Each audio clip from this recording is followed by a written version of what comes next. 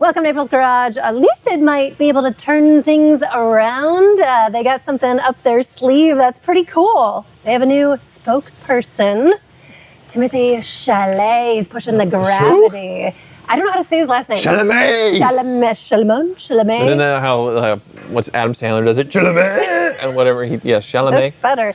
Timothy Chalame is their new spokesperson to push the gravity, which I'm just telling you right now looks really fucking cool. Really? Yes. So the car can't speak for itself. They need to hire a guy that played Bob Dylan and like tames sandworms in Dune. And dating a Kardashian. Bangs a Kardashian, yes, exactly. Did you say banged? No.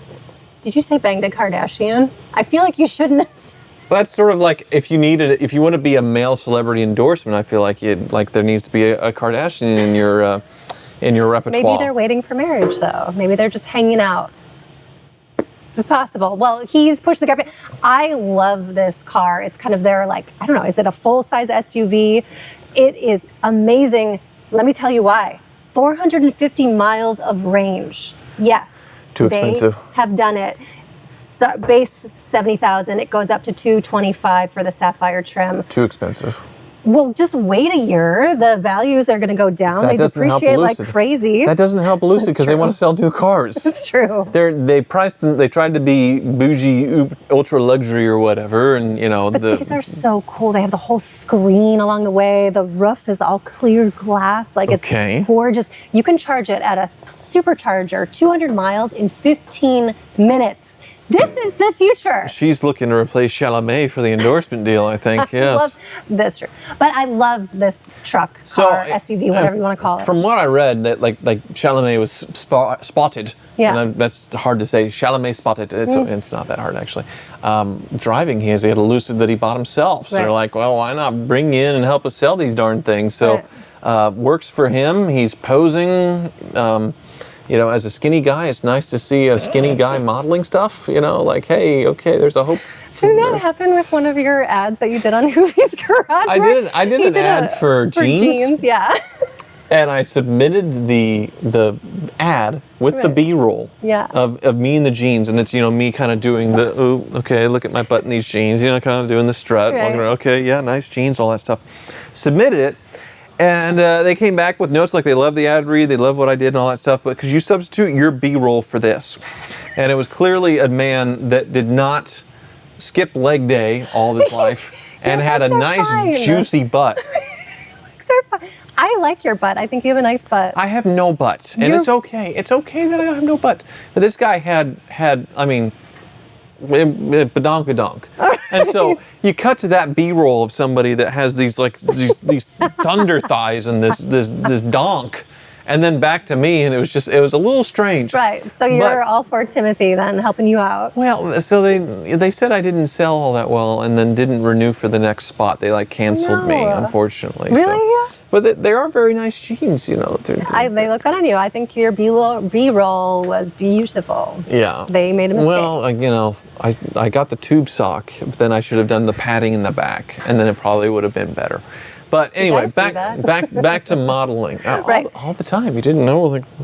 Guys like a push-up bra down there. You think that's actually a real thing? Yeah. Well, if I can't find a sock, then like a Coke can or something. Just something to. Okay, so throughout history, though, there have been different spokesmodels for cars. Is there one that sticks out to you? Because when I was reading this, they don't really pay off as much as you would think to get a spokesperson for a car, and you don't really see the car sell like crazy. The one that it did happen was Matthew McConaughey with Lincoln. The Lincoln, rolling the boogers for the Lincoln, which I've parodied and Jim Carrey's parodied and all that stuff.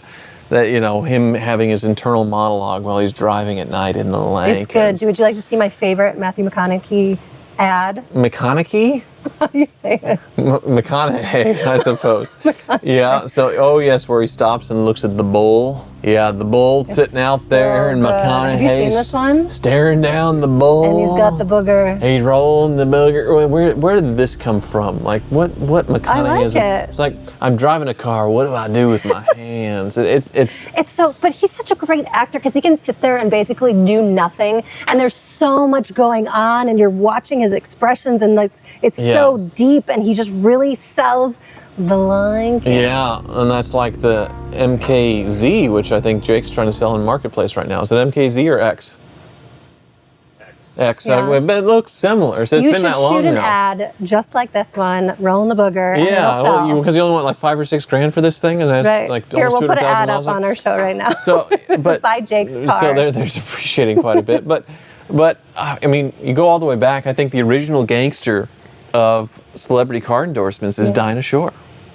I have no idea what. See the USA in your Chevrolet. Who's Dinah Shore? She's a singer from like the golden era of the silver screen and all that stuff. Okay, so is this from like 1940s? 50s, yeah. Like you never heard the song "See the USA in your Chevrolet"? No. No. Have you, Jake? That one didn't. Jake hasn't either. You children. Goodness gracious. That's your pick. That's like your top Well, I mean, dog. that's the original. I think it's got to be the original. It's a catchy jingle, and she was very famous. Ricardo Montalban, Khan from Star Trek, fine Corinthian leather. Does he really do that? 1,000%. It was a whole campaign in the 80s, and he was the spokesperson for Chrysler. And Corinthian leather was a total like gimmick. It wasn't real. There was no Corinthian cow or any place. It was the same cheap hides they get everywhere. They just called it Corinthian leather, and it was something that everybody remembered. I want it too all of a sudden. I mean, like I guess growing up, there would have been O.J. Simpson. Oh my gosh, stop it. For Hertz rental car. Gosh, stop. Or oh my gosh, stop. Or like, I guess a little older than me, Frank Sinatra coming in and trying to help Chrysler with the Imperial in a whole song, it's time for you. Right. That's great. That was a great one. Having a Sinatra edition car and all that stuff. There's Tiger Woods. I have to show you. Tiger Woods he only did that ad for $1? Yeah, he was just trying to help the company out. Really? Mm-hmm. That's really cool. Okay, so here's a commercial you had to see. Tiger Woods repping Buick he did for like back in the early 2000s. The rendezvous, or I like to call it the rendezvous. The rendezvous. Rendezvous. Is he getting chased by his wife with a golf club, like smacking the car? That's... What does that look like to you? What area of the country? Are they calling this Kansas? Oh, is that a tornado? They're getting chased by a nader? They are. They're tornado chasers. And a Ford, they're going to get picked up by the nader, but... So the idea was you're taking the combination of the best of all these different cars, they all get into a tornado, and then they create the Buick Rendezvous. And Tiger Woods, there's a Lexus right there. So all the best cars of that moment in 2001 all get swept up in a tornado in Kansas. Into the rendezvous. I was with Euro-Asian Bob recently, and I saw a really clean rendezvous. And Bob would walk right past it. And I was like, oh my God, Bob, it's a rendezvous. We have to look at this. And it turned out to be good. So he bought it for like $2,000. Really? Listed it for $59.95, sold the thing pretty quick. Really? It had a very nice red rendezvous, and it was really cool to drive and experience one that was okay. Sure. But that shared the platform with the Pontiac Aztek and all that stuff. I don't remember this one. I don't remember Tiger Woods. I guess he was doing Buick for a long time. He did it for quite a while. And he switched to Genesis recently and got in a horrible accident with that one that injured him. But like Paul Hogan. Mick Dundee. Paul Hogan? Mick Dundee. Not Hulk Hogan?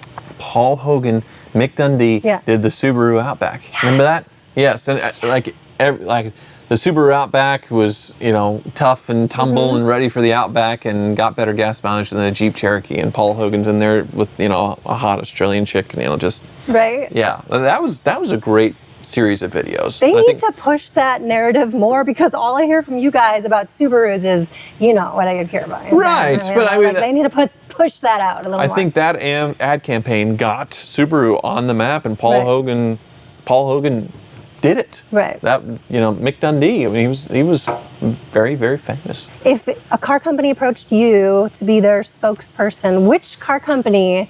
Okay, I'm obviously like. Well. I mean, it would have been Mercedes, but I think the recent videos on the EQS, they're probably not calling me. No. So which one would it be? The Escalades? I don't really like any of the new Escalades that much. Yeah, that's the problem. So what new car are you pushing? What new car company would it be? I don't know. I mean, whoever would pay me. I did get solicited by those Chinese car companies. Right, but you're not doing that, right? No, but I mean, they were asking me to come do commercials for the car and then train like people and dealers how to social media with the cars and all that stuff. And they asked what my endorsement would be, like for me to do all this and be like the American spokesperson for this Chinese car. Yeah.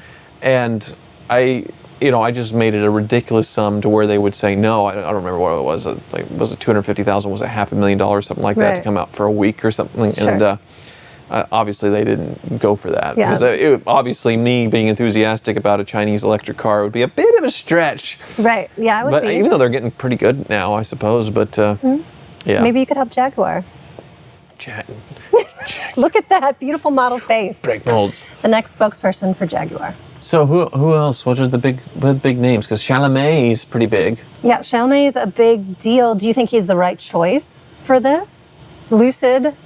The fact that they got him is great. Yeah, I don't think people are like, oh, Chalame. I mean, for me, not having a penis being a girl, I look at it different. Like Matthew McConaughey, he's a man. Because he's tall? Mature. Because he's tall. That's your only requirement. Listen. But Timothée Chalamet kind of comes off like, and this is completely not fair for me to say because these are just snippets of his life, but I'll see him out with his Kardashian and he just looks like he's still a boy because he doesn't really pay attention to her and he's just kind of like, come follow me, and he's not like really kind of taking care of her. Do you know what I mean? And so I'm like, that's not like but that's only just a snippet of his life. This is the girl that turned down Pete Davidson for similar reasons. Stop it. Oh my God. And you think I'm exaggerating. It's true. They work together and he hit on you and you're like... But there's the thing. When you tie yourself to a celebrity, you got to be careful because there's all that personality that can come into your car brand with that.